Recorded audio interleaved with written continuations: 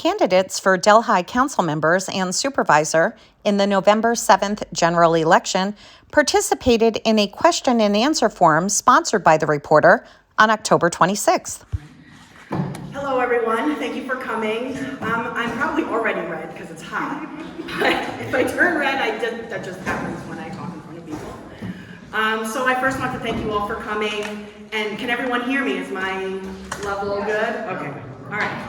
So I've been serving the Delhi community for a long time now, running for re-election to Delhi's Town Council because I'm committed to helping this community. I love this community. I'm committed to making this area vibrant and successful. 4 years ago when I ran, I wanted to make sure that local residents were aware of the resources that we have here. I knew we needed it before COVID, and then COVID really drilled it home, and it became very apparent that we needed this. So I researched, and the town implemented Nixle, which is a community alert system. So if you haven't signed up, go to our website, and you can find the link. And it's also in the article. So this way we can alert community residents about important things that are happening. I want to look for ways to increase efficiencies within our government and implement sustainable practices that help our environment, the economy, and our community, the society, our people, right? I was able to write a grant to get the town $100,000 for the playground, and we're really excited. The second phase is going in a few weeks, so we're really excited about that. I've helped get the town $10,000 through NYSERDA, being a clean energy community. The town also switched to community solar, so we get to save 10% on our electric, which is great. I want to continue to try and find opportunities in the area, to bring, money here. There's tons of grant opportunities out there. How can we make those stay here and get here? I learned how to do the town's payroll, which was really kind of fun. So our bookkeeper was able to go on a well-deserved 2-week vacation, which she hadn't done, I don't think, ever. So she was very happy with that. And it was something that I was interested in, and I thought that I could help in that way. So that was a lot of fun. I want to collaborate with other municipalities. I think we all agree that shared services is something that is very important to Delhi, and I know we can find efficiencies by doing this. So, why me? I think I have a great grasp of what's happening in the area. I love our businesses. I'm a board member for the Greater Delhi Area Chamber of Commerce. I love our history. I'm a trustee at the Delhi Historical Society. Oh, all right. So I was constantly hearing that no one knew what to do in Delhi, so I started to write the Delhi News in the Reporter, because I want to make sure people know about what's happening in our area.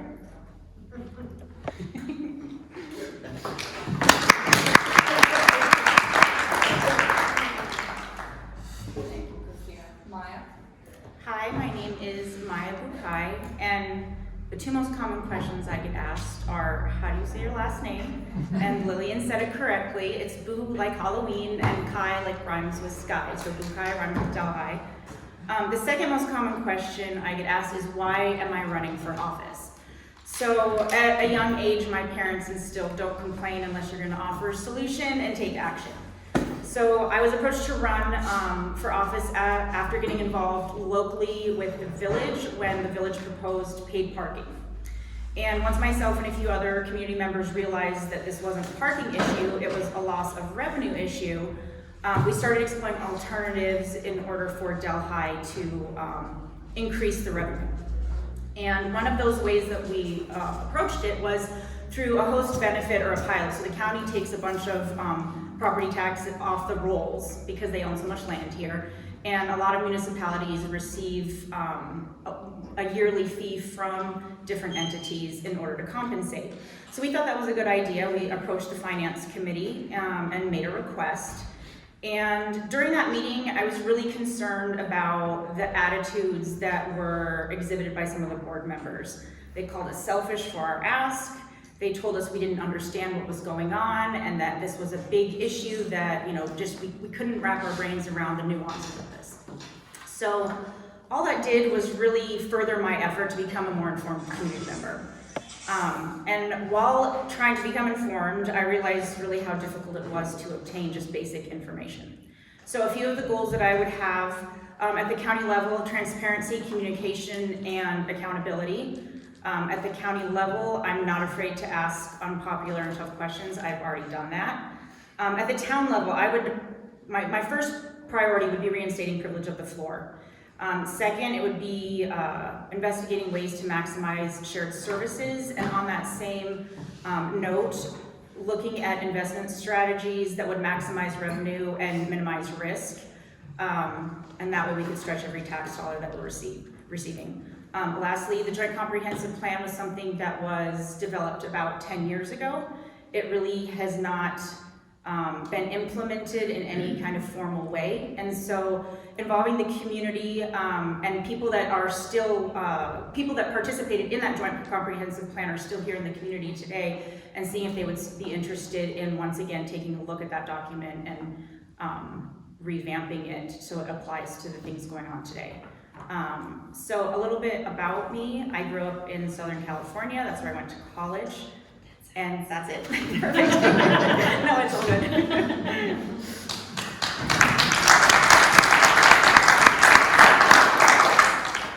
Thank you, Peter. Yeah, hi, Pete Bracci here. I think I know just about everybody here, including John Truscott. What was mentioned here is right on the mark as far as I'm concerned. Christina said vibrant, he wants vibrancy, and she wants success. I agree with that. That's true. That's where we gotta go. One of my goals left behind when I left the office before was to start a Founders Day.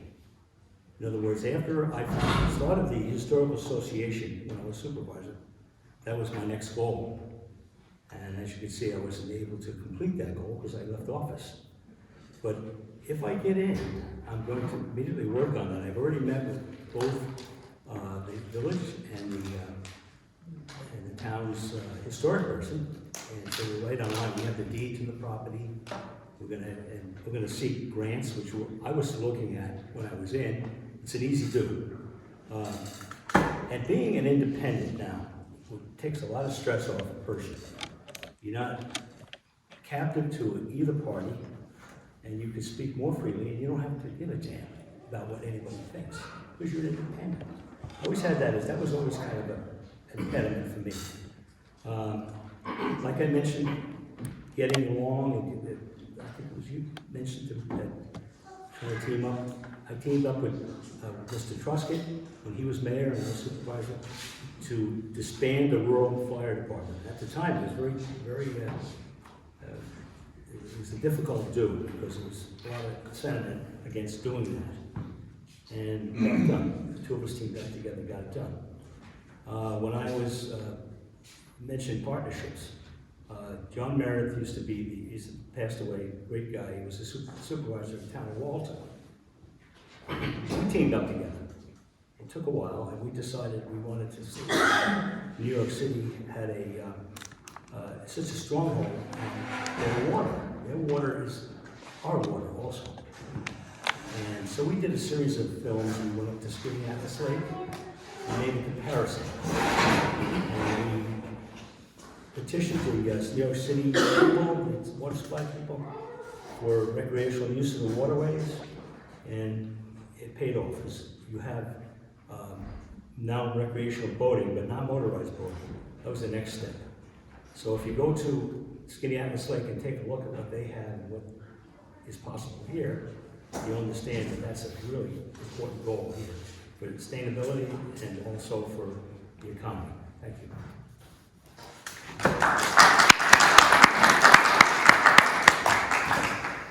Thank you, Peter. Josh? My name's Josh Morgan. I moved to Delaware County in 1998 and moved to Delhi in 2013. Joined the fire department. I was a member of the fire department for a while. I love this community. It's a terrific community. I chose it because of the community, it's a great one, great school, good people here, and I've really got to know a lot of awesome people here, and I love the people here, I love this community. I'm currently employed as a New York State code official. I work for the Village of Walton, the Village of Delhi, the Town of Hamden, and the Town of Courtright. I do floodplain management. There's other programs and committees I'm a part of. I do travel around New York State and attend a lot of conferences to further my education, and I always bring that back to the communities that I work for. I have a lot of networking with different officials through the state, and I'd love to utilize that for the town of Delhi. There's a lot of things that I'd like to see continue, keeping up with our infrastructure. I believe that's very important for the people that live here and the guests that come and visit us here. I also realize that the village is a little bit in trouble, and that's where I believe shared services would benefit both the communities. Trying to think what else. Sorry, I haven't had sleep in a while. So, but I'd love to bring all the knowledge and experience that I see in the different communities that I work for. I see things that work and I see things that don't work. And in those communities I'm a part of, I always go above and beyond the duties as code official to bring different things to those communities. And I would love to do that here in Delhi to benefit the community. And that's pretty much all that I got.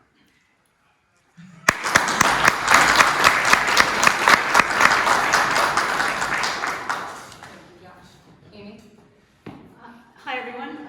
My name is Amy Randall, and we've been doing a lot of meeting and greeting of people since we decided to run for office, and I'm bored by my own spiel, so I have new things to say this evening. I began my political career stumping for George McGovern in 1972. His abject defeat did nothing to deter my enthusiasm for fighting for what I thought was right, and so began my career in political activism. I left a career in fashion in New York City to join the UAW Local 1981, which was the National Writers Union. It was an experiment of the auto workers to see whether you could organize workers who did not share a common workplace. So we organized book authors and journalists and took a case to the Supreme Court, to Tassini v. the New York Times, which was the first time electronic rights were adjudicated at the Supreme Court level, and we won. After 9/11, we moved up here pretty quickly right after, and found a lovely farm in Walton, and this is where we decided to raise our children. Our two boys have grown up here most of their life, and when we were those people who came up here and went back and forth, and one day I stood on my driveway and said, I love it here, we're not going back. So we left Hoboken after 30 years of living there, and I haven't been back in, 20 years. Because I find that every day that I live here, I find another small or big reason why I love it here.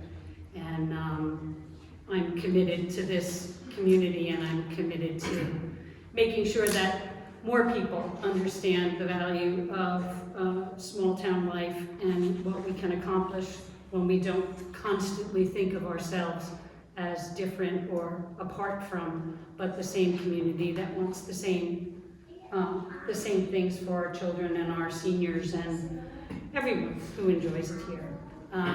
So I'm not,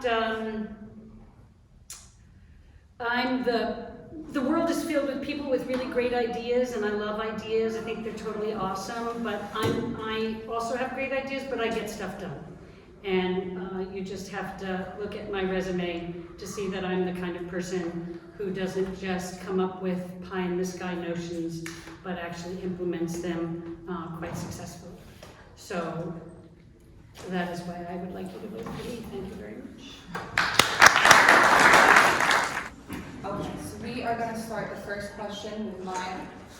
So Maya, what do you see as the most pressing issues or challenges facing the town of Delhi, and how do you propose to address them? So for the town, I would say the lack of communication between the supervisor and the community is the biggest thing that I've found. Just as a normal person trying to access information before I became involved politically with the town, running for office, I found it very difficult to obtain information about various things. And that has extended into the county, or maybe it's the county that's extended to the town. I'm not sure which entity is kind of facilitating that. But it goes both ways, and we're requesting documents so that people will have the ability to see what's going on at committee meetings, that they can watch videos should they choose to be involved. The big thing for me is I'm all about giving people the opportunity to make a choice about whether they're participating or not. And if there's a lack of information, the choice has been made for you. And a lot of us have full-time jobs, and it's been a full-time job trying to obtain information. So that's the big thing for me, and in communicating. Thank you, Maya. Peter, Yes. what do you see as the most pressing issues or challenges facing the town of Delhi, and how do you propose to address them? Well, the main issue I see is a problem for the town is our location, which is in the county seat. Oftentimes, the county has their interest and we have a different interest. And the problem I have had in the past, that there's special interest that there is in this county and to operate in this county. And I've been a victim of it because that's one of the reasons I last was in public office. I spoke out. And I go back, I know the players, I know what's going on, and I intend to speak out. I think that's the number one thing. I go back to like 1973, when they tore down the building, beautiful mansion where the county building is right now. People had gone to court and achieved a stop demolition for that beautiful mansion. And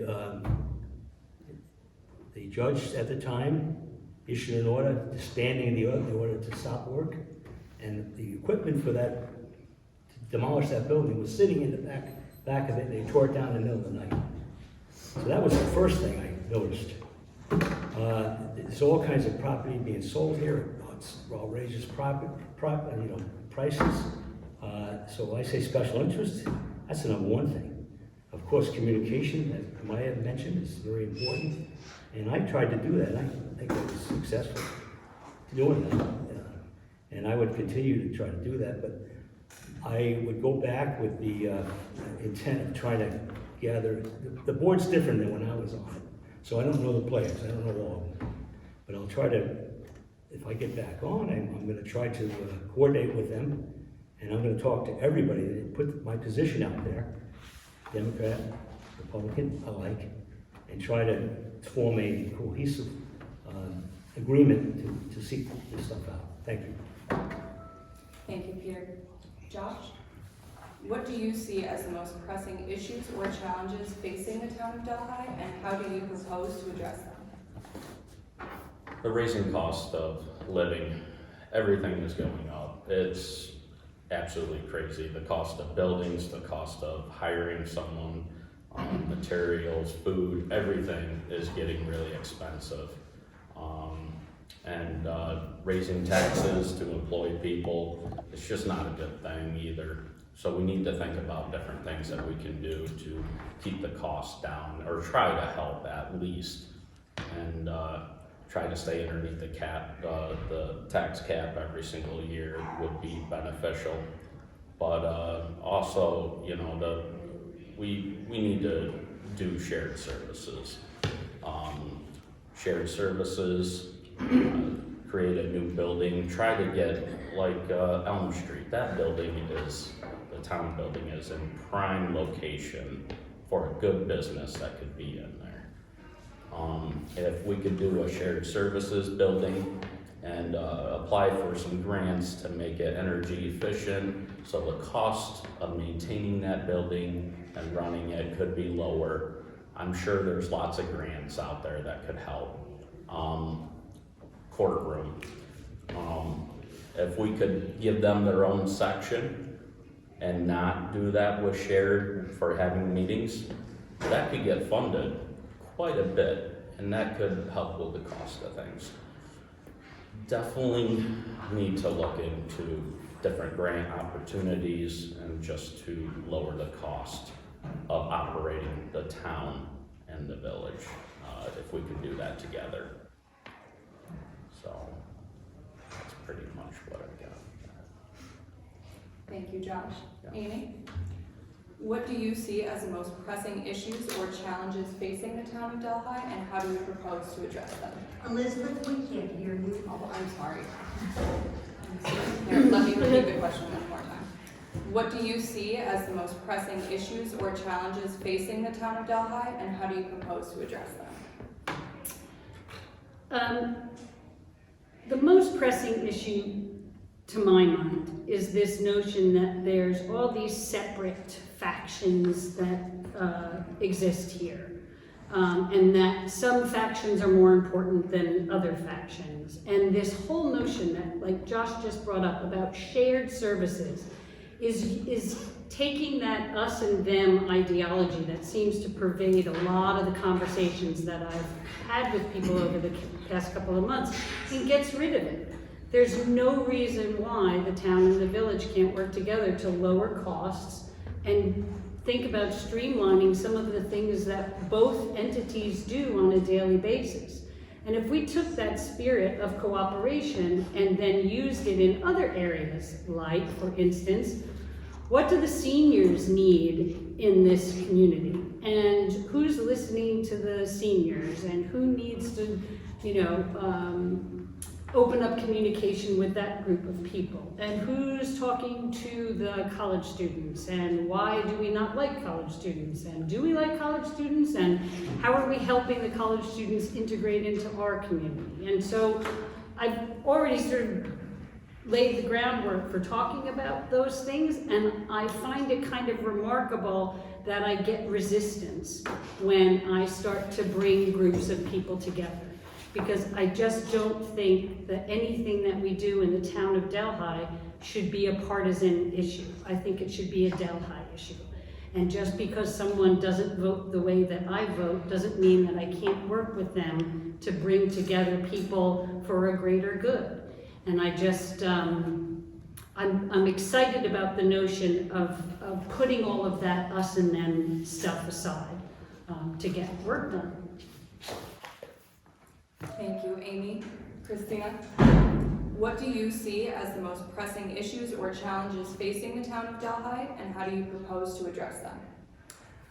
I think one of the issues is, flood mitigation. I was on the flood commission, and there's a plan. We built this whole plan to, with ways on how we can reduce that, so we can get people out of the floodplain. So we have to figure out ways that we kind of follow the plan that we've spent time and energy doing.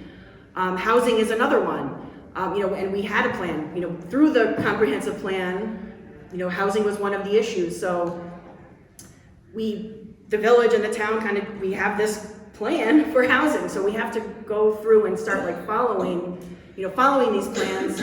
All the work that's already been done, I think it's kind of laid out there, and finding grant money to support all of these types of things, finding someone who wants to come into the area to do some kind of housing project would be amazing. But I think with flood mitigation and housing, we're there. We just have to kind of take the ball a little bit further and follow the plans that we've made. Thank you. You're welcome. All right, now we are going to start with Peter. Next question is, How will you go about building partnerships with the local business community, human services, the school, the college, the hospital, and other groups? I'll go back to my past. The Tractor Supply that's here now was not gonna be here because there was so many demands put on from different entities, fire department, the contractors at the time came to me and said, look, we're gonna leave tomorrow if we don't get this worked out. You speak up a little? Yeah, so they said the people that were building the Tractor Supply came to me for a solution. They said, we're leaving tomorrow if we don't get us, some relief from what the government's doing here. They want us to do this and do that, and they couldn't meet the standards that they were proposing. So I immediately called our attorneys, which up in Albany. We discussed it, and I said, okay, we can work on this. And the thing is, it was going to cost the town quite a bit of money, but we got a solution the next day, and we signed myself, the people from the Tractor Supply, the contractors, signed on the hood of my car, and I went back to work, and it's there. That was a solution. I stayed up most of the night for that because it was bothering me so much that they were going to leave. A little bit louder, Kate. Okay, how's that? Okay, so they were going to leave. So that's a success. What's the question again?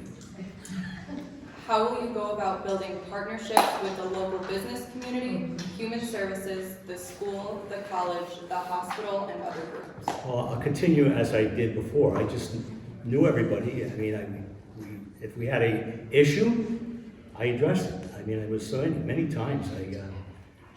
Let me think of one. I did do it. That was the main thing of being a supervisor, to be knowledgeable of your business community. My brother's been in business here for 47 years, so I know.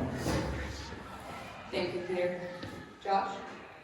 How will you go about building partnerships with the local business community, human services, the school, the college, the hospital, and other groups? So, given my current occupation, I actually already do this. I build relationships with the business owners, like Village of Walton. I'm always asking them what they need and everything, and I have a very good relationship with them. The hospitals, I have more of an inspection relationship, so I would have to open the door to, another relationship to see how I could help them and how they could benefit the community. The college, I would definitely be open to having, building a relationship where we could work together to help some of the situations in the town of Delhi. And what was the other one? We've got local business community, human services, the school, the college, the hospital, and other groups. It's part of what I do every day, though. I mean, I'm always networking and seeing what people need and want, so it's my day-to-day, and I would bring that here as well. Thank you. Amy? How will you go about building partnerships with the local business community, human services, the school, the college, the hospital, and other groups? Thanks. It just comes down to asking questions. I think there's a tendency, in my mind, for local officials to think that they already have the answers and they don't need any input and they've got it from here. And I think that runs counter to what a democracy, how it should operate.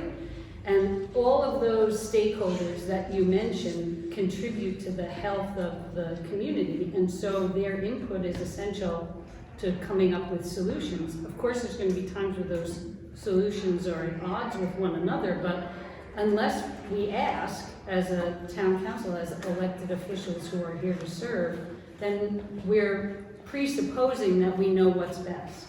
And there's nothing worse than presupposing that my idea is better than yours and I know better. And I think that what I've found in this sort of little journey of running for office is that the attitude I've been up against when it comes to trying to get information or having my voice heard has been quite dismissive and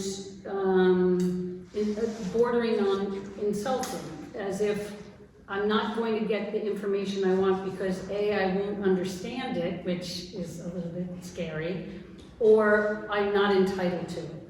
And neither of those is an okay option.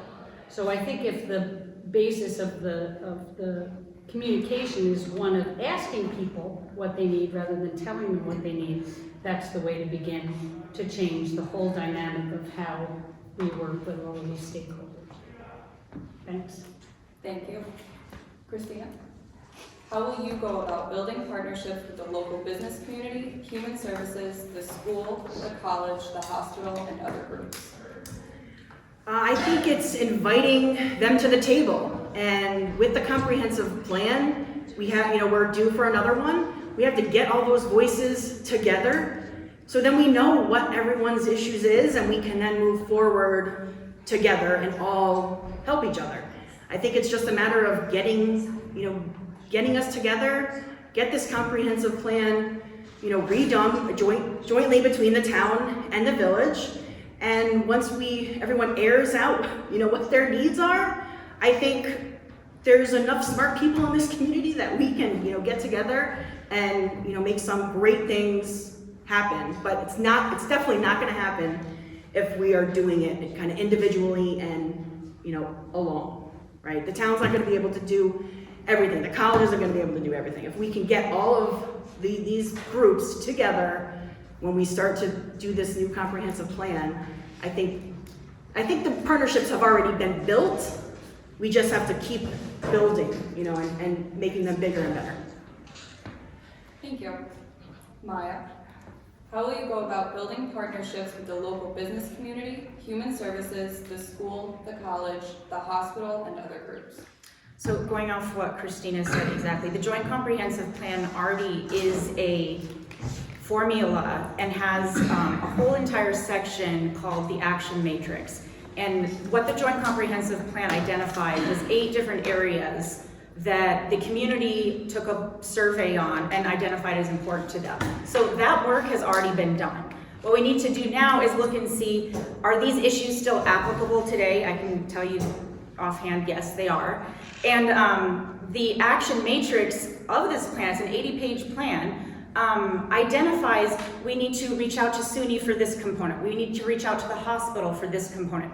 So what needs to happen is we need to execute the plan that was already initiated. We don't need to reinvent the wheel. We have the wheel right there. We just need to execute it and bring everyone to the table that we've already identified as a key player in some of these issues.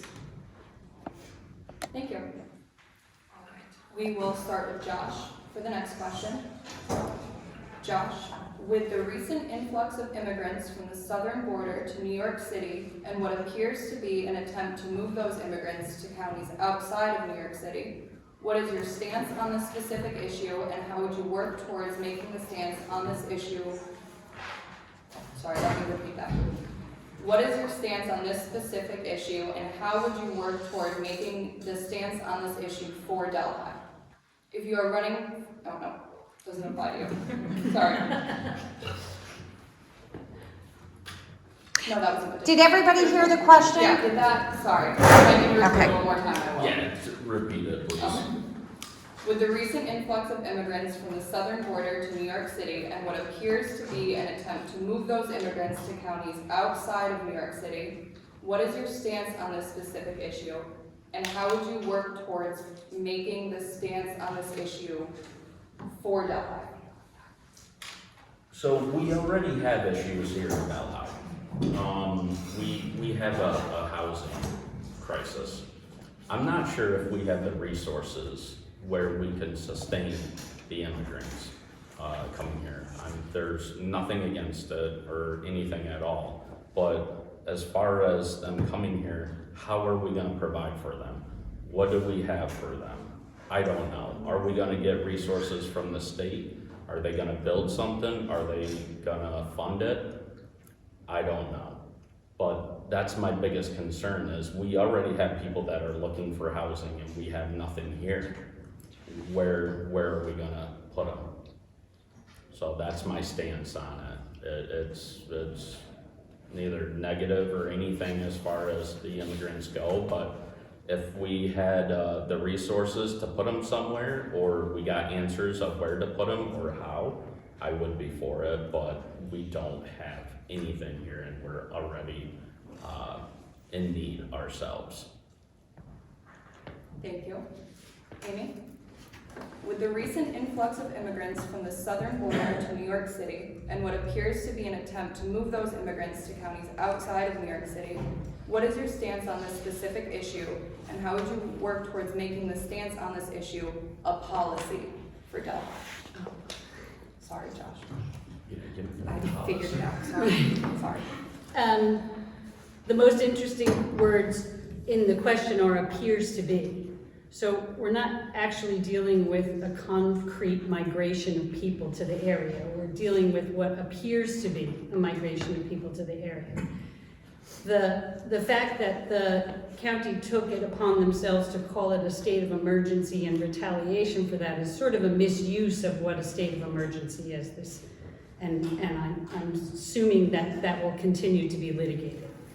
My role as a council person for Delhi is to serve the public. The most important thing when it comes to something like this is, what does the public want to do? What do the people of Delhi want to do with a situation like this?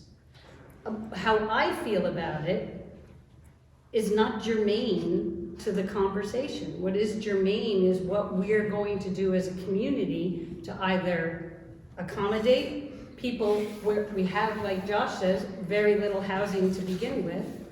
Are we going to work together with churches and aid groups and the college and any empty facilities in the county to house people?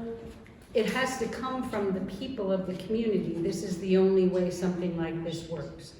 If a bus load of immigrants finds their way to Tractor Supply and is dropped here, I'm absolutely certain that the people of Delhi will make them feel welcome and safe and housed and clothed, but that's not a solution. That is not a long-term solution. The long-term solution has to come from the community in an organized and compassionate way. And I'm sure that the people of Delhi can do that. But thank you.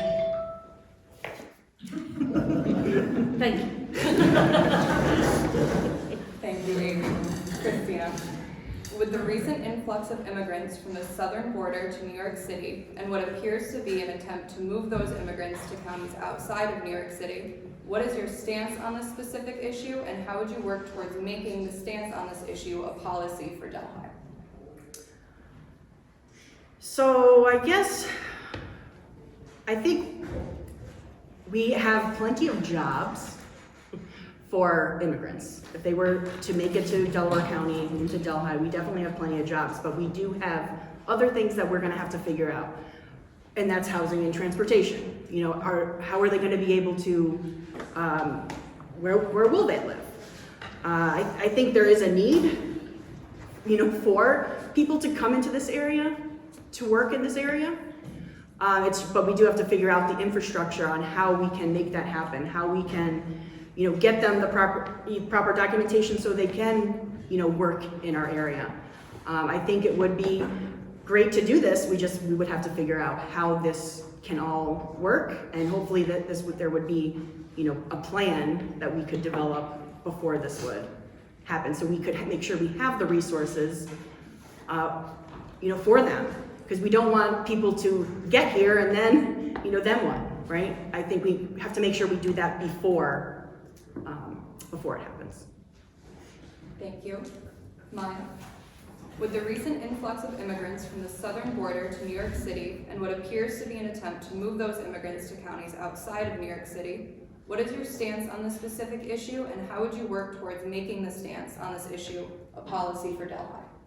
So I think we can all agree that there is a problem with our immigration system. It needs a serious overhaul, and that's a state and a federal issue. I'm also pretty sure that we can all agree that Delaware County does have a housing issue as well. These two issues are not unique to Delaware County, and these issues should not have been used as a justification to preemptively not allow people coming into our county just because we didn't want to have to come up with a formula and a plan to take care of a potential influx.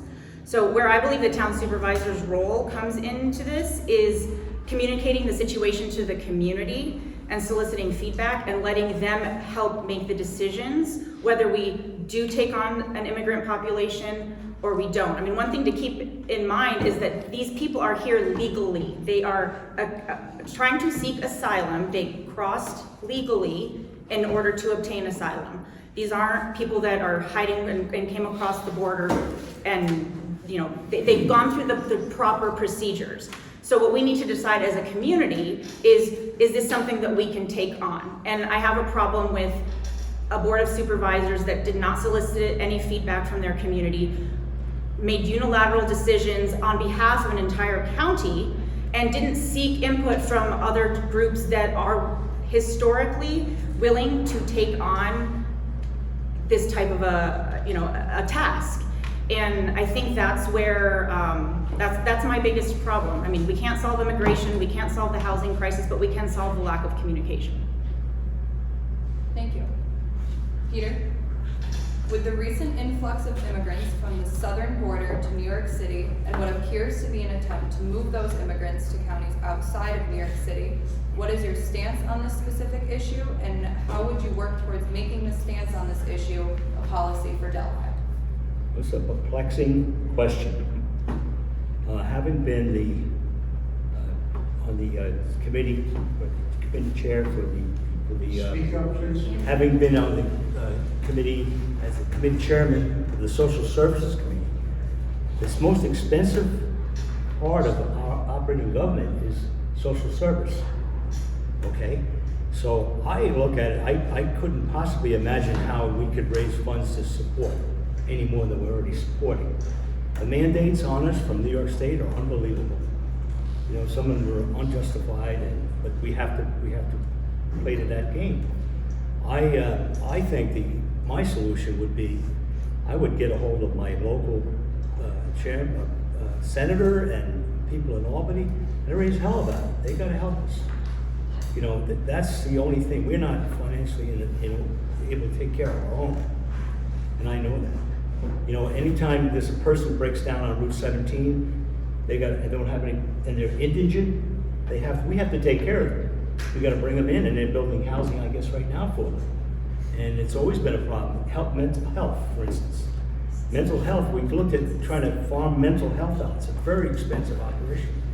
We couldn't do it because you send them out somewhere, mostly at the time when I was in, it was to New England.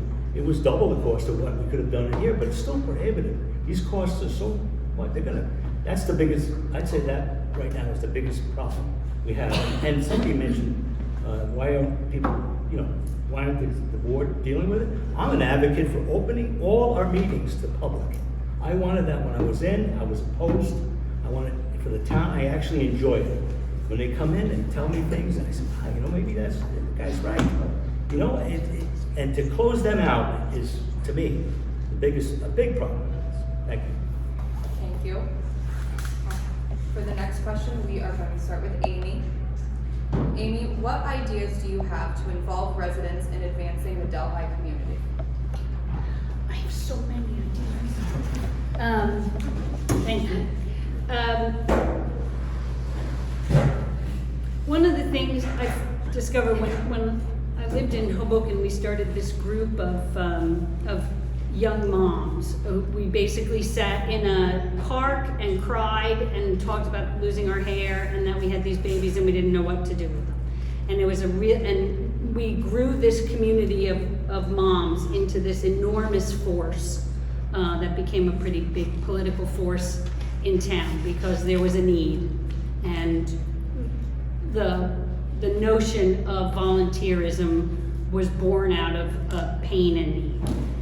That's not always how volunteerism should work, but there should always be a reason why someone wants to get involved in their town. If there's garbage on the street and they take it upon themselves to clean it up, you have someone who's involved in the town, who's now going to learn more about the town than most people who live here. If you're concerned about the invasive plants and species that are taking over our riverbanks, you're going to get involved in trying to eradicate that in some way because it means something to you. We have so many opportunities to make Delhi a place where people are involved on all levels, from dealing with seniors to dealing with trying to please bring back the monarchs. I have seeds tonight. Everyone has to bring them home, plant them in the fall, and you'll have milkweed next year, and the monarchs will be very happy. That's my plug for the monarchs. But if you make it an enticing and exciting thing to have people volunteer, people will volunteer. You just can't suck them into the endless vortex of volunteerism where there is no end to volunteerism. Thank you. Thank you, Amy. Christina, what ideas do you have to involve residents in advancing the Delhi community? I think asking, right?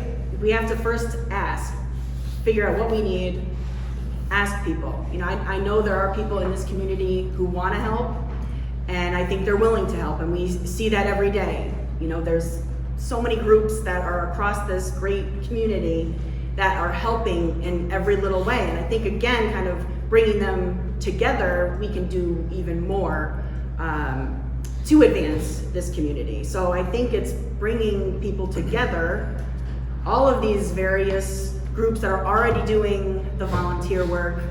And I also think, you know, we have a great volunteerism program at the college, and they are always looking for different ways to get involved in the community. So I think we can also utilize our campus community to really help, you know, outside the campus community.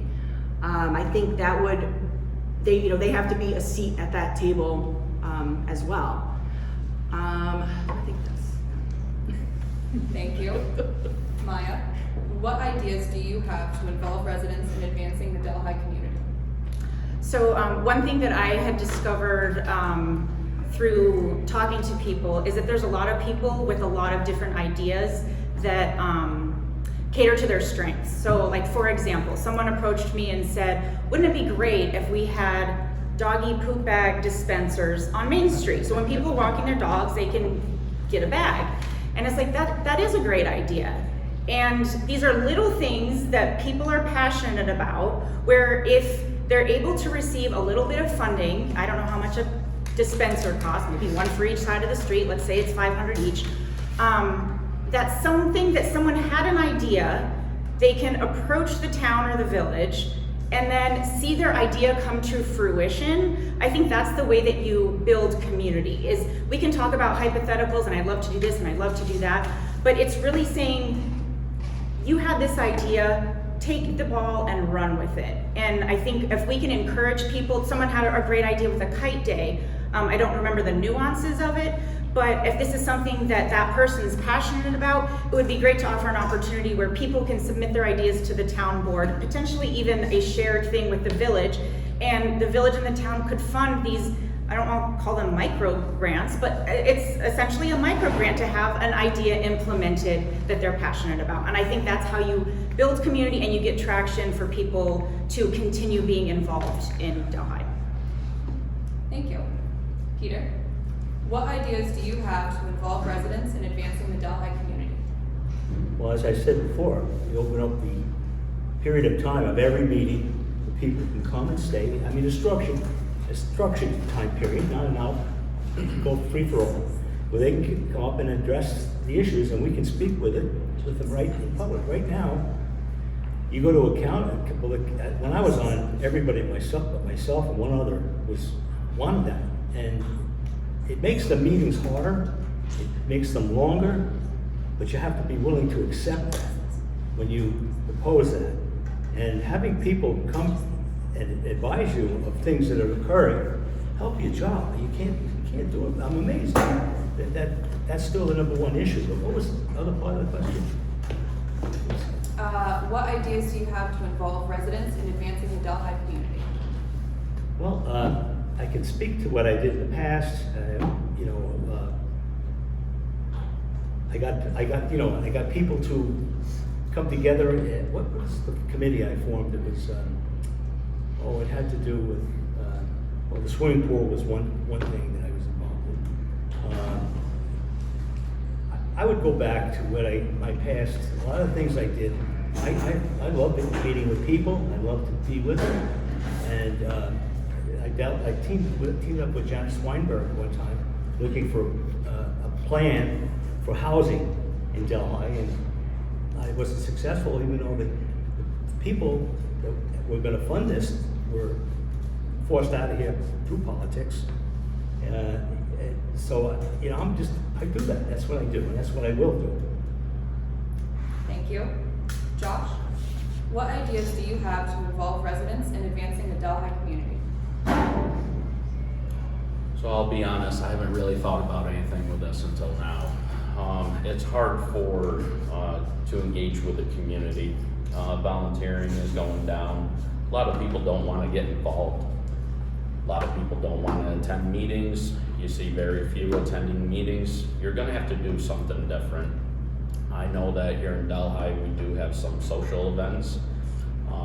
That's good community engagement to see what people want. It's a good networking and socializing event. And Amy, Christina, Maya, you both had great ideas as far as that goes too. I just believe maybe some more socializing, some kind of information box that somebody could write their thoughts down and drop in, and we could review it and talk about it as a community. Thank you. We will start with Christina for the next question. And Christina, the town budget is a critical aspect of an elected official's role. How would you approach budget management and fiscal responsibility? So a lot of it comes from the departments themselves. Departments are submitting their budgets, and it's just about going through. And a lot of times, even this year, we were able to stay, under the tax cap. So, well, hopefully, we're in the process. But so the budget, I think it's more than just budget season, right? You can't just do it when you're planning the budgets. You have to be working and creating those efficiencies prior to that. So that way, when you get to budget time, you've already potentially had that savings of, whatever it might be, whatever efficiency you're using. Because, when you look at what last year's figures are, you can maybe kind of guesstimate that maybe it'll be the same, the next year. But in that year, if you are working towards getting those efficiencies and creating those ways to save money, when you get to budget time, when you have to be putting everything together, it's kind of already been done. So I don't think it can't just happen when you're creating the budget. It has to be an everyday thing that you kind of pay attention to. Thank you.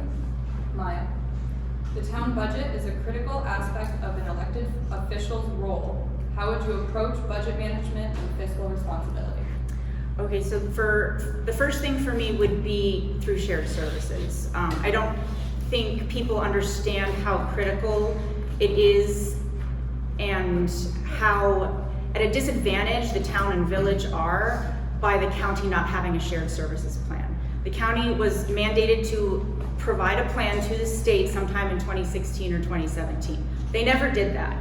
And the response you get from them is, well, we're already doing shared services. It's just like maybe not in a formal document, or we didn't submit the plan with the state, and that's good enough. And my argument is it's not good enough, because by not having a formal shared services plan, when municipalities are applying for grant funding or applying for help from the state, the state looks to people and groups that are already implementing plans that they've created themselves. By not having a shared services plan, we are potentially reducing the amount of grant funding that we can get because the county has decided it's not important. important to them. So shared services in terms of fiscal responsibility is very important. Now, I'm not saying it's going to save millions of dollars. That shouldn't necessarily be the end-all be-all goal. If shared services can provide streamlining of services, if it can provide greater employee satisfaction so we can retain employees longer, we should be mindful of the cost savings, but it shouldn't be the entire picture. And one thing that we also need to consider too, especially doing shared services between the town and a county level, less so between town and village, is it's important the town retains their autonomy in certain things. And so if we're just kind of blanketing everything with a shared services plan, we need to really kind of identify the nuances and where, oh, well, by losing this autonomy and giving it to the county, are we, kind of cutting our legs off and our ability to function? So I think, and definitely what Christina said, fiscal responsibility is not like we're just going to look at the budget on this month of the year. It's an ongoing, continuous conversation. Thank you. Peter? Yeah, shared services. I mean, I've been dealing with that issue since I began here, since I came here. It's a very difficult issue. The structure of our governments are very different, the village and the town and the county. The village could be disbanded if the residents of the village want to leave, and it sounds inviting to do that so they could reduce their burdens, their economic burdens. It's not really practical if you get into it. I've been into it. You reduce, if you're just a town, you lose things at this place. If you're just a village, you lose a thing this way. The way the structure of New York State government is in villages and towns, I spend hours on this stuff, and we have a shared services agreement. Now I still see town trucks doing village roads, and that's wonderful. But we just, I look at it this way. We have a lot of problems in Albany. I think we ought to be joining up with other communities to put this forth, because we're just not big enough. What is it, 2 or 3% the state allows us to go at a maximum each year? They don't put that burden on themselves. So we have an unfair competition here to try to survive. So I would continue to work on ideas, try to do something. At the time, looking for, on our level, we purchased used good trucks and things that immediately could affect us. We built a courthouse. I see the judges here today. At a time when it didn't cost us anything, we got grants, and that was a way to put things off with the cost. One thing that I had done is when we had the census, I teamed up with the college, and Barb Jones was back here to tell you this, that I teamed up with the college to get an accurate count for our population. That contributed to our grant situation. Thank you. Josh, how would you approach budget management and fiscal responsibility? Well, shared services, obviously, as others are saying. Pre-planning for future budgets, rotating equipment out. I do believe in purchasing good new equipment and trading it out when that equipment still has value to it. I don't feel purchasing used equipment is fiscally responsible, because you could be purchasing someone else's headache, or it's going to nickel and dime you. New equipment, I'm definitely in favor of new equipment and being able to trade that out while it still has value, and it won't shock the budget. But long term, you need to pre-plan. You need to look into the future of different projects or things that you need. Thank you. Amy, how would you approach budget management and fiscal responsibility? Thank you.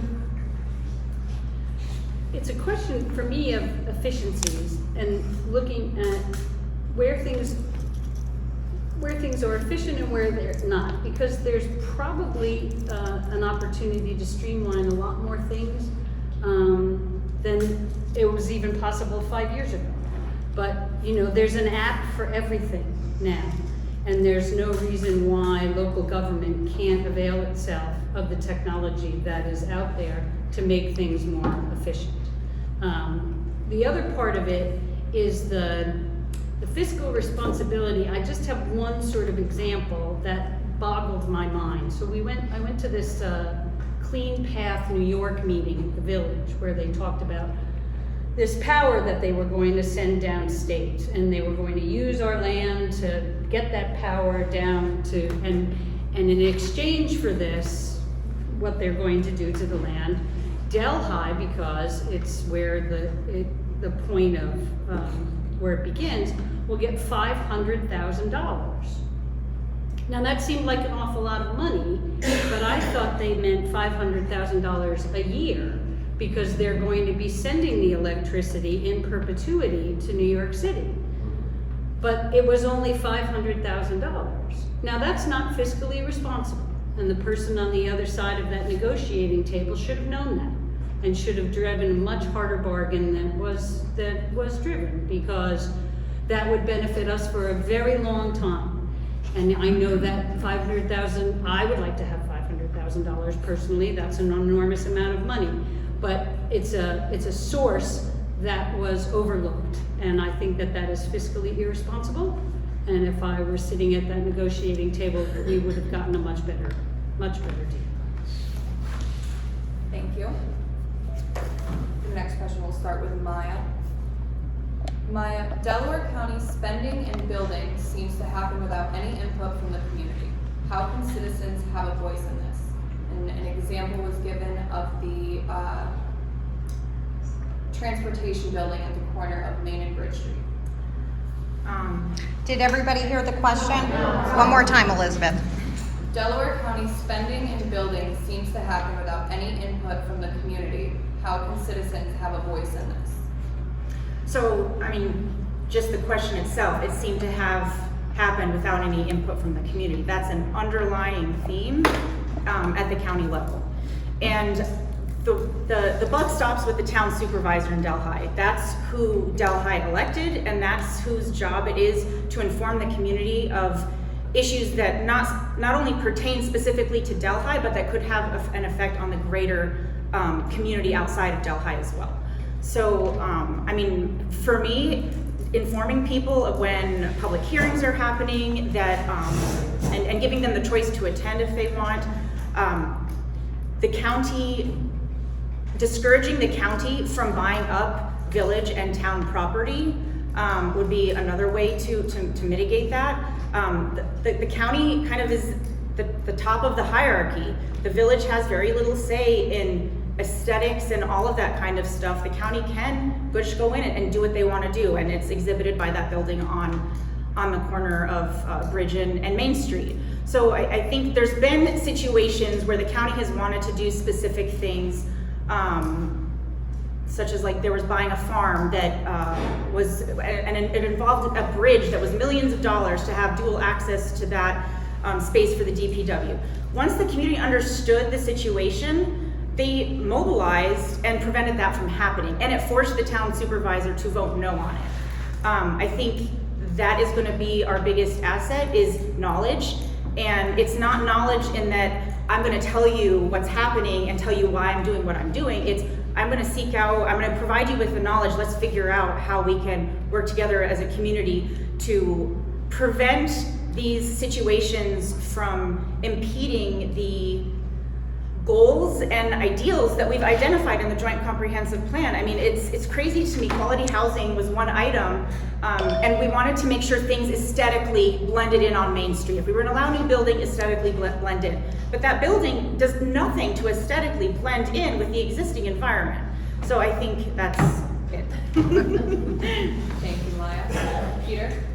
Delaware County spending and building seems to happen without any input from the community. How can citizens have a voice in this?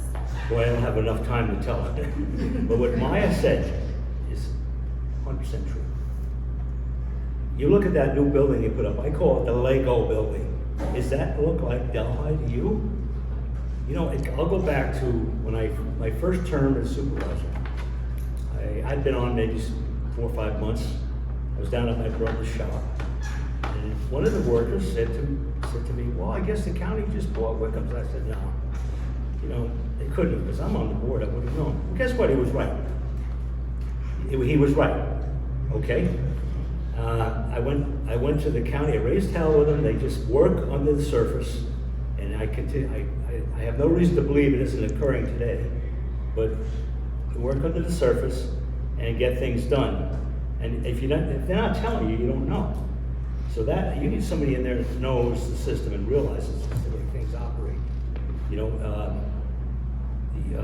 the Wickers building, which was torn down, I went to them, I complained, I said, listen, we gotta have some of that property for our development.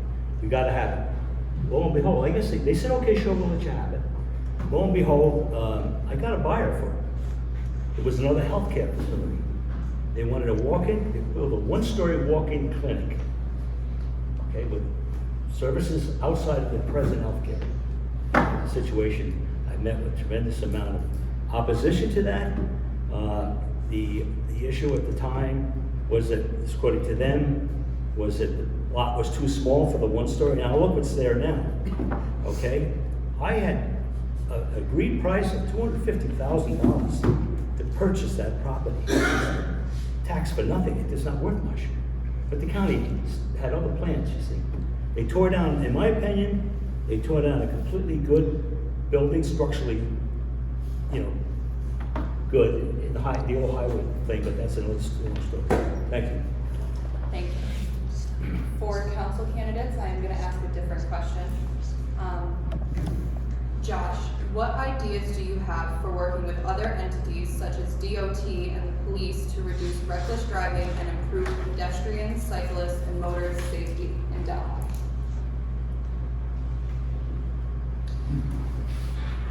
Can you repeat that? Sorry.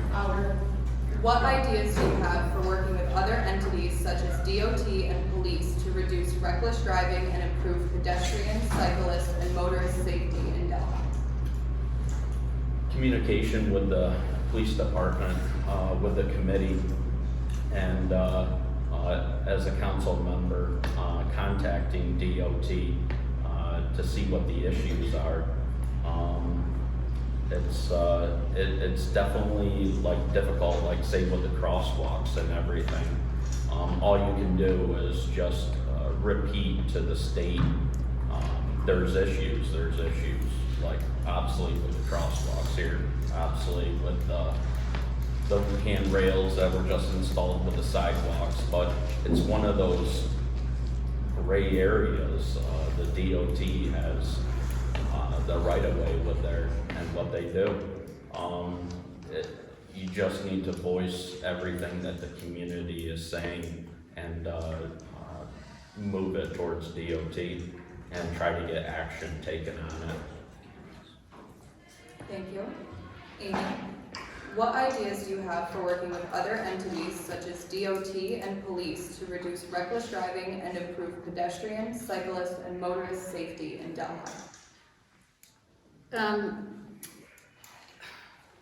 One of the things I noticed about our town is that it is not as pedestrian friendly as it could be. The crosswalks are a huge issue, but the actual, just for example, the walk from Elm to Price Chopper is a sad little walk, and it doesn't have to be. And I think if we start thinking of our community as a much greener community that is much more open to cyclists and pedestrians, and build things according to a plan that pushes us towards being greener, all of a sudden you have more people participating in walking to Price Chopper and biking to Price Chopper, or moving around town in a way that isn't an automobile. And the more that you have that, the less congestion you have with motorists who have a tendency to not follow the rules. But if you have one cyclist in town, a motorist doesn't have to care. If you have 50 cyclists in town, all of a sudden that's a critical mass of people that deserve attention. So I think if we looked at the problem not as you know, we're not getting anything, so say, get more cops, do some, if we make our community more inviting in a greener way, the problem slowly gets mitigated simply because of the volume of people participating in a much healthier way to get around. And that's my idea. Thank you. Christina, what ideas do you have for working with other entities such as DOT and police to reduce reckless driving and improve pedestrian, cyclist, and motorist safety in Delhi? I think this is another issue that with the comprehensive plan, getting everyone together to discuss it and figure it out. You know, a lot of these are village, this is village stuff. We don't have a crosswalk, I don't think, in the town. We have Sherwood's Bridge, which I know is, at some times, there's been, contentious drivers on that bridge, and that's a nice walkway, right? The 5K is that loop. So the town did put on yield signs on the ground, so that way cars realize that bikers might be traveling over the bridge, pedestrians might be traveling over the bridge, just to kind of raise, awareness about that. So I think it's working together. We have to figure it all out together. And this is a big one. I mean, this is state, right? We have all those crosswalks are all state, the new curbs, that was all done by, New York State. So there's a lot of different entities that you have to get at the table to figure it out. I'm not gonna have all the ideas. We'll start to think about these things, right?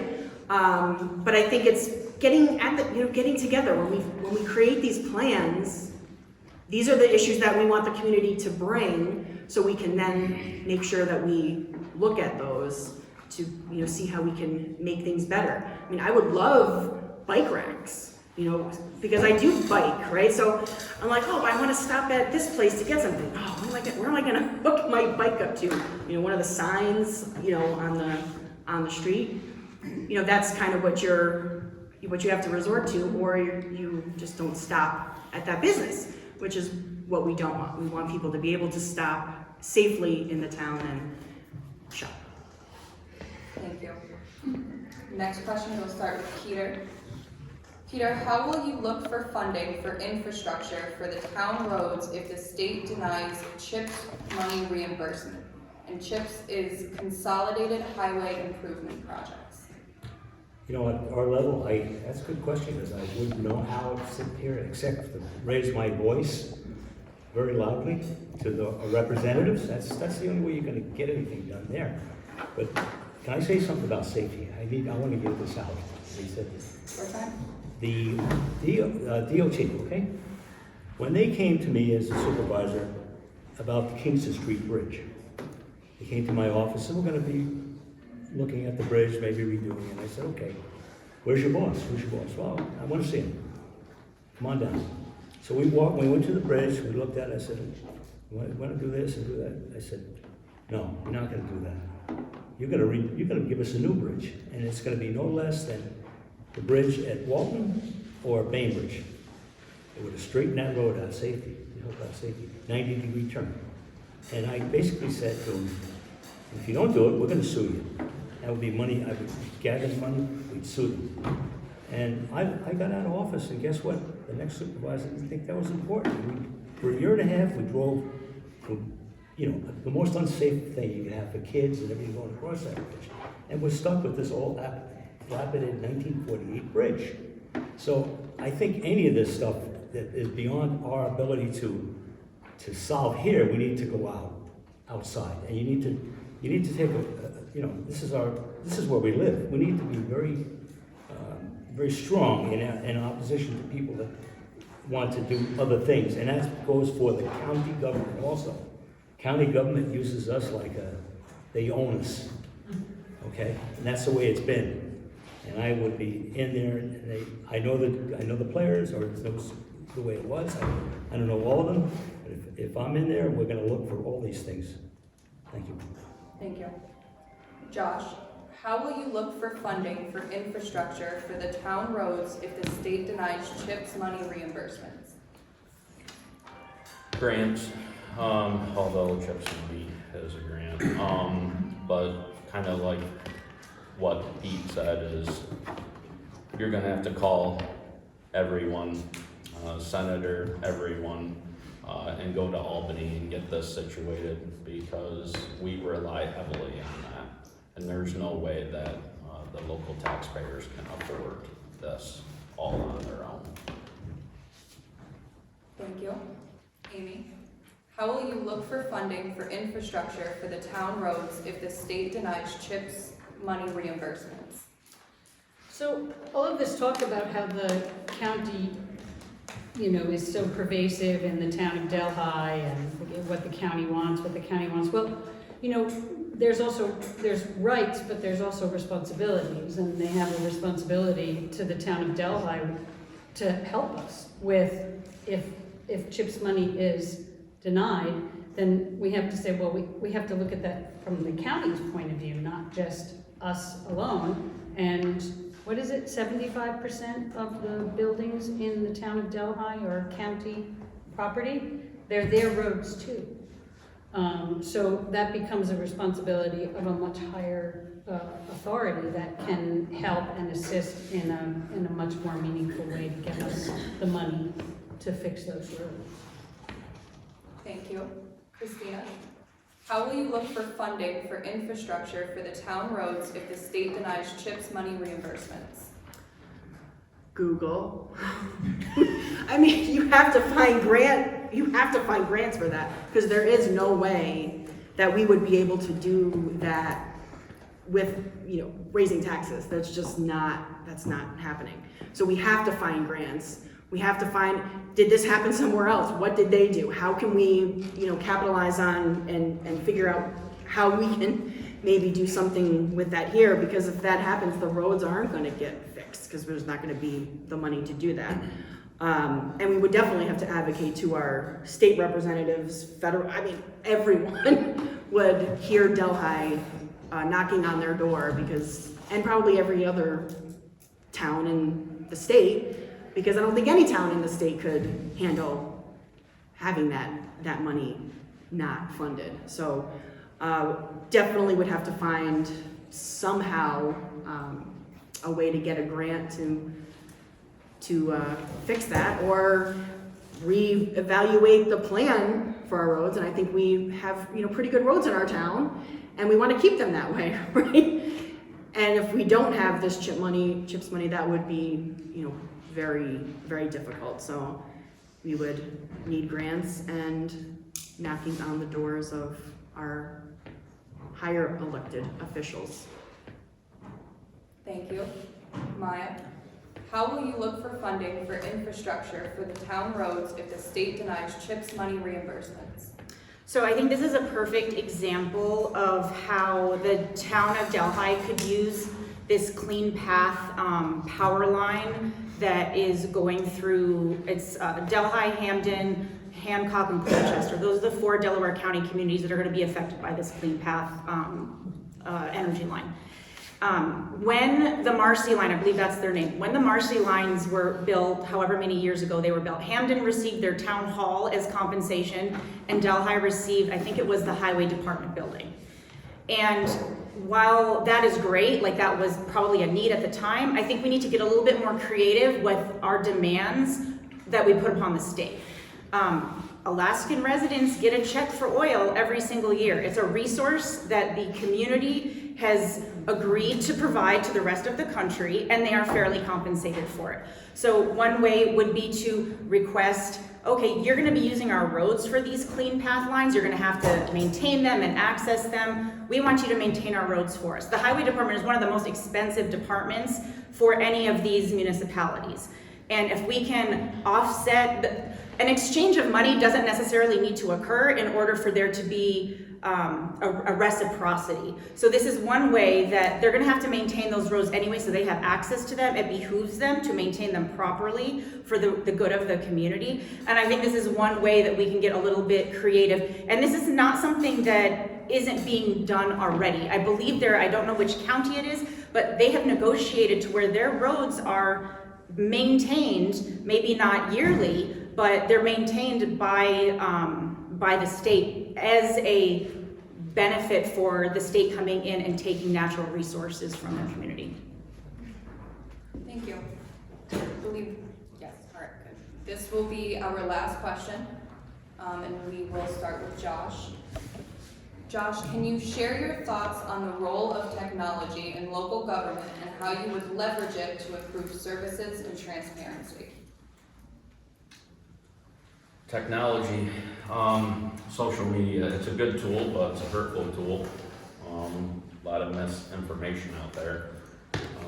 But with today, with everybody on a computer, everybody on a cell phone, it's a good way to communicate with everyone here and definitely utilize that somehow, create some kind of program or something to open up that communication with everyone. Thank you. Amy, can you share your thoughts on the role of technology in local government and how you would use it, and how you would leverage it to improve services and transparency? Sure. I just have one anecdotal thing about this, and that is at the town council meetings, there's a woman who's the town clerk who takes notes by hand with a pen.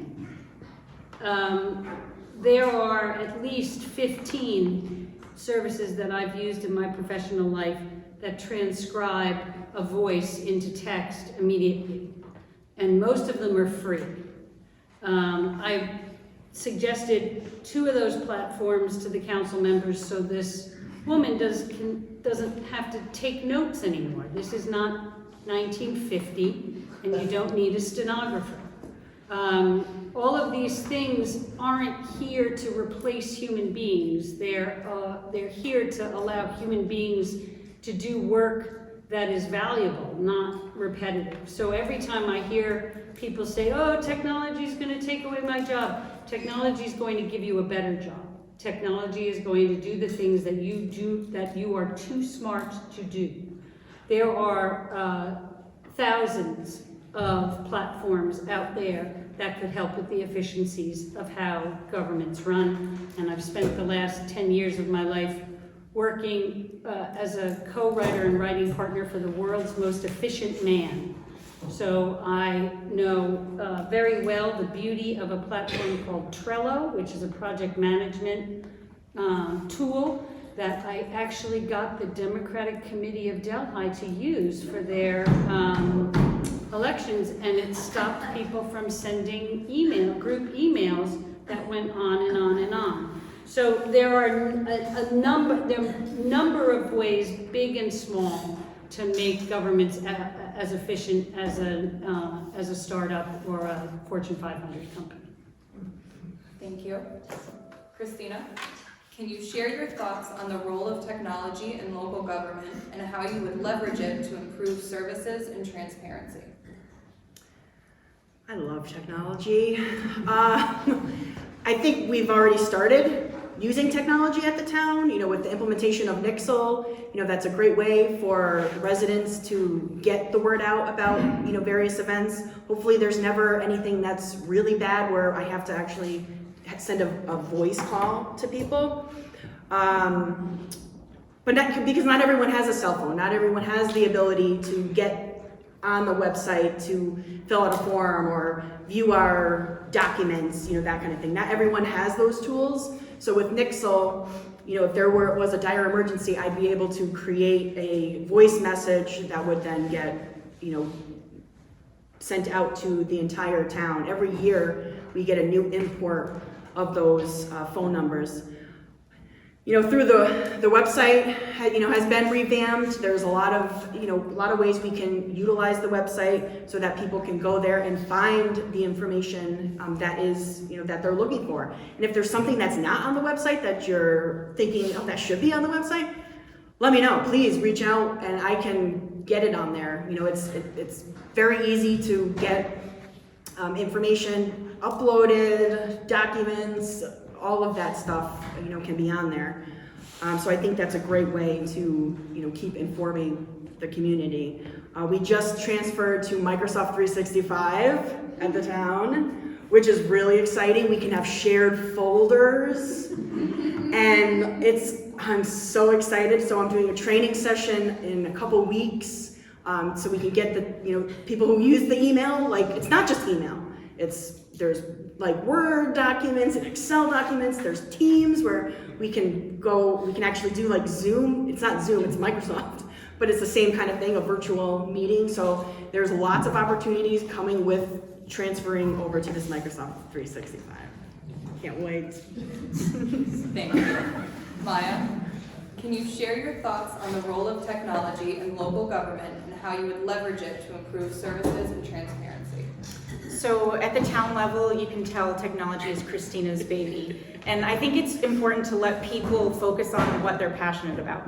So definitely consulting with her, having her bring ideas to the table. My concern would be more at the county level. They do not record any of their meetings. I requested this summer to have committee meeting minutes uploaded onto their website. And just recently, this morning, the last one that was uploaded, I think they're up to 116 documents now, was just uploaded. They're not all there, so I don't know where they're hiding and why they're coming out in spurts. But at the county level, for those of you that don't know, there was a cybersecurity breach. So along with this amazing technology comes this risk of protecting the county data and the ability for the county to do business with realtors, recording documents, and all of that kind of stuff. So along with the technology, we need to focus on cybersecurity and IT. And I'm not an expert. I would venture to say most people aren't experts. And this is a perfect example where a shared service, someone that can implement something at the county level and also help the towns and villages maintain their security as well. Like, these need to be existing as silos by themselves. So if one thing is compromised, it is not shutting down the entire system. So along with the amazing things that technology can do, I think we do need to be aware of the flip side of it.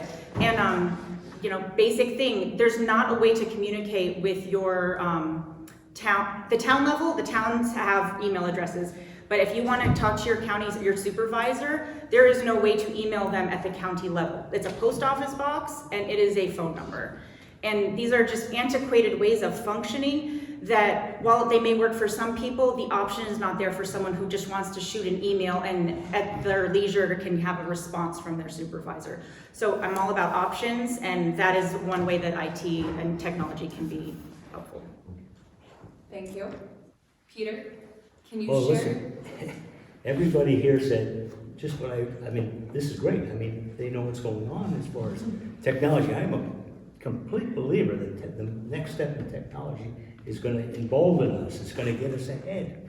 I thought about this as a person that is not skilled in the technologies of communicating on the internet or seeking grants or anything. I thought about this when I was in there, because I am incompetent in a lot of ways of hiring somebody. It's going to cost us money, but I think it's money well spent that could operate part-time, maybe, in a position to come in and advise us.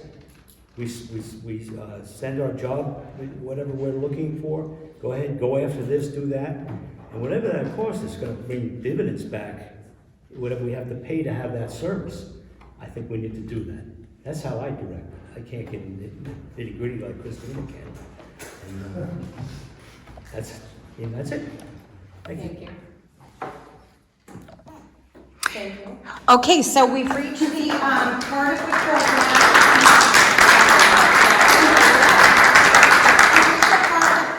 Where we're going to give our candidates, we're also a big round of applause,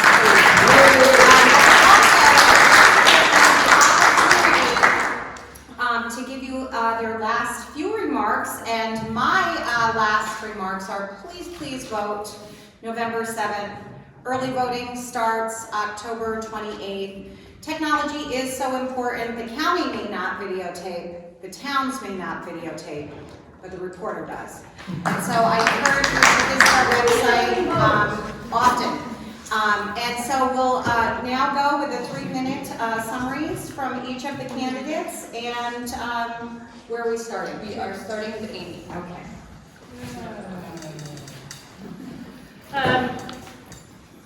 I got involved in local politics here because my son wore a skirt to school and nothing happened.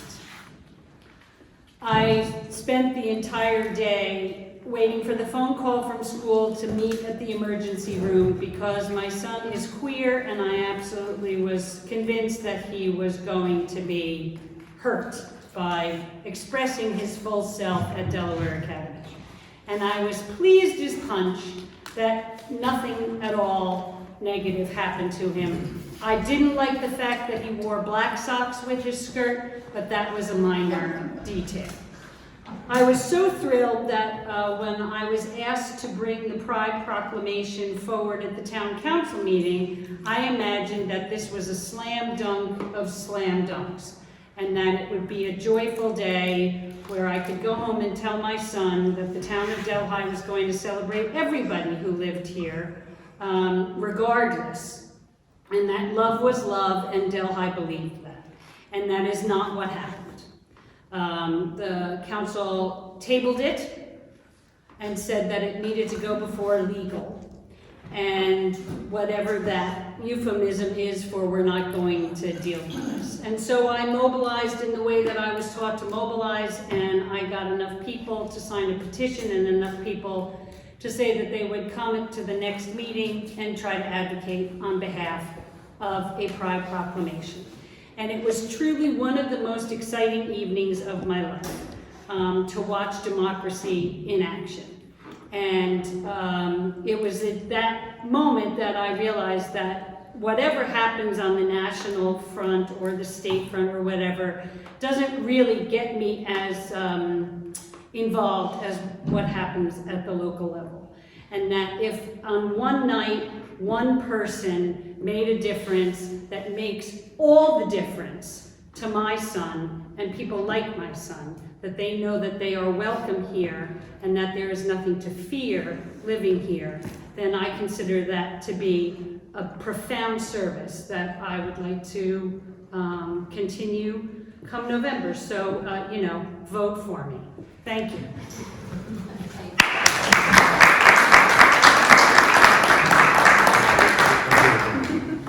Christina. Anyone who knows me knows that I love Delhi. And voters can be rest assured that I'm going to get things done.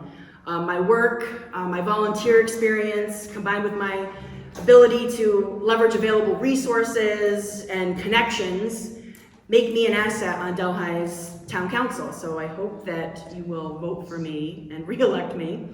Voters can definitely count on me to put Delhi first. I want to, make sure we're following the comprehensive plan. That's, so much work goes into that. We have to make sure that we're making decisions that make sure that follows that plan. I want to keep informing Delhi residents of important information, whether that's town meetings or when the next food drive is, or whatever that might be. I want to keep doing that and also keep making Delhi a clean energy community, and finding ways to collaborate with all the great groups that we have, in this area. One of the things I have to do this year, and I'll do it if I'm elected or not, is I want to get out information about Nixle. So when we send our tax receipts back to you, I want to have the information in there about Nixle and all these other things that I have flowing in my head of all, the great things that are happening in the town, and get it out there so people are aware, of what they are. I think being a part of this next comprehensive plan, it's something that I definitely want to be a part of, and I hope that I can count on your support. You can vote early, starting Saturday at the Board of Elections office at 97 Main, and every day from the 28th through Sunday the 5th, and then of course on Election Day at the Public Safety Building. Thank you.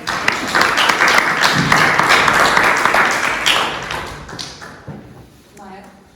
So Delhi, as we know, is a wonderful place to live, and there's a reason why people want to move here and call Delhi home. Not only is it the people that make up the community, but it's the beauty of where we are in the Catskills. And from the very first moment of moving here, we felt welcome, not only by our immediate neighbors, by the community as well. And this is a community with a long history of traditions, but traditions are for upholding, but there's a difference between upholding traditions and doing things a certain way just because that's the way it's always been done. Most of the issues that we've discussed here tonight and that I've discussed with different people in the community since I've started this endeavor are nonpartisan. And I know for a fact that many of the goals people have for Delhi are the same regardless of their party affiliation. So if I'm lucky enough to have your vote, I'll be the one who's not afraid to ask tough questions, especially of the county. I'm an independent thinker, but I also am willing to consult and communicate with not only the town board, but the village as well. Asking questions sometimes has the implication that you're doing something wrong, and that's why you're asking someone a question. But sometimes it also just means you want to have some information that you didn't have access to. That being said, I encourage people to ask questions of their elected officials. And if that ends up being, if I end up being on that group, I encourage you to ask me questions as well.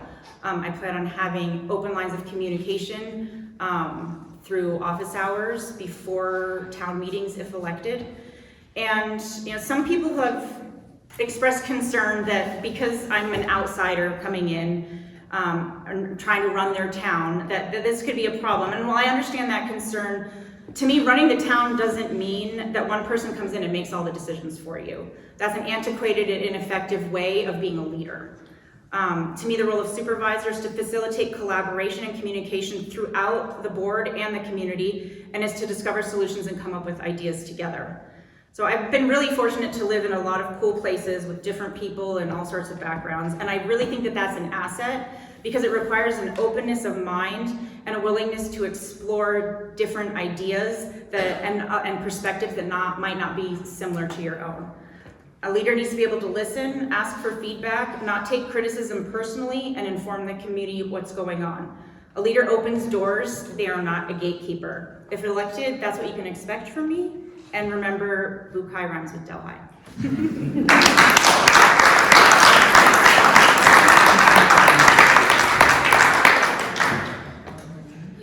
Yeah. Well, being here tonight has encouraged me because everybody here is right on the ball. I mean, I just don't see any unfavorable opinions or directions from any of them. So if I don't prevail, I think I'd be in good hands. But just two things. People probably wonder, why does that guy want to go back after 14 years in government, 10 years as supervisor? Why do you go back? And I've thought about that through the years. And I can tell you, primarily, I want to have Founders Day. That was part B of the plan. Part A is done. Part B is getting the grants and getting it, have a yearly celebration. This would be a boom to our town. We have so much history here that's being ignored. And I love history. My party is the Delhi History Party. Independent Delhi History Party. So with the help of people like this, we can get that done, One of the failures that prompted me to come back, and I feel is a tremendous failure, was the Kingston Street Bridge thing. Because as I got talking to the DOT, I went to Albany. This job is a full-time job. I went to Albany and I spoke to them. I said, listen, this is going to be, you're not doing this, we're going to sue you. And I told them that locally.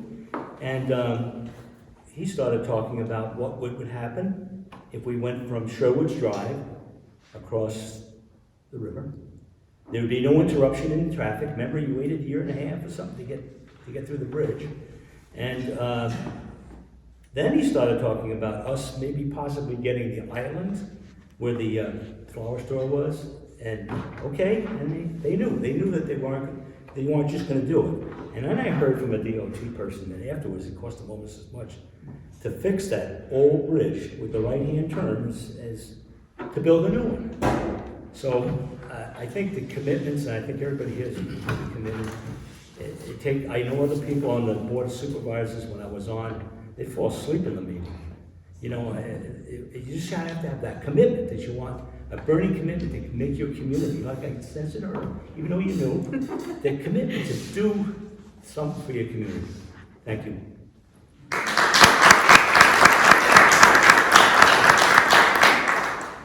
Jeff?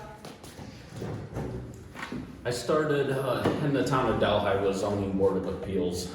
I was on there for a while, and I was appointed to planning board. I was on there for a few years, and now I'm the chairman of the planning board.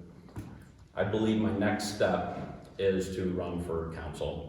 I always want to hold the positions below me. I never want to jump to anything else.